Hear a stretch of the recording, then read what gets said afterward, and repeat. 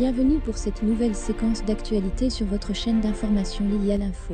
Avant tout, je vous prie de vous abonner en cliquant sur le bouton rouge et activer la cloche de notification. Likez et partagez. Accueil du président Gbagbo, le président Ouattara met fin au débat et tous les Ivoiriens se doivent de conjuguer désormais tout dans l'espoir et éviter les provocations. Le président Ouattara vient de prendre sa décision.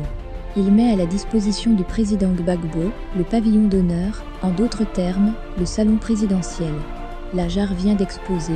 Autant dans son camp que chez les autres, les esprits n'arrêtaient pas de se chauffer sur les conditions et circonstances de cet accueil. Comme un furoncle trop enflé, le président Ouattara vient de le percer.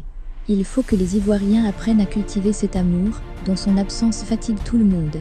Est-ce qu'on avait besoin de créer autant de bruits inquiétants autour de cette arrivée, qu'il fallait que le président Ouattara intervienne pour fin à ces débats puérils? Le président Gbagbo arrive, et des grandes surprises sont encore dans l'antichambre du président Ouattara, d'après ce que l'entourage murmure, mais ce n'est rien d'autre que se servir de cette arrivée pour activer la réconciliation et la paix. Les Ivoiriens seront en rang pour fêter le retour de cette paix qui était leur première religion et qui l'attendent avec empressement. Toutefois, il faut que le président Ouattara fasse taire ces gens se réclamant d'une association de victimes, ne voulant pas le voir regagner son domicile. Cela fait un peu de trop de désordre, et il faut mettre fin à cette cacophonie, car la douleur, c'est dans tous les camps. Abidjan est en ébullition. Hier, lundi 14 juin, un adepte du président Gbagbo a fait porter un haut-parleur très puissant sur sa moto dans les rues de la commune du Plateau avec les portraits, paradant avec la musique à fond très strident et certains ont commencé à danser, bloquant les voitures.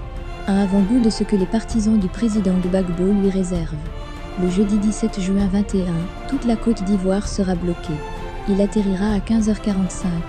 Il descendra de l'avion de la compagnie Bruxelles Airlines.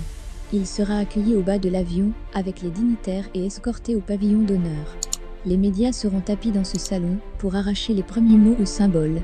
Les accréditations sont devenues une denrée rare, et pour l'obtenir, il faut encore des acrobaties. Il faut que les esprits se calment, pour voir revenir les moments de paix et de réconciliation. Le vivre ensemble soit à nouveau le leitmotiv de ce peuple charmant.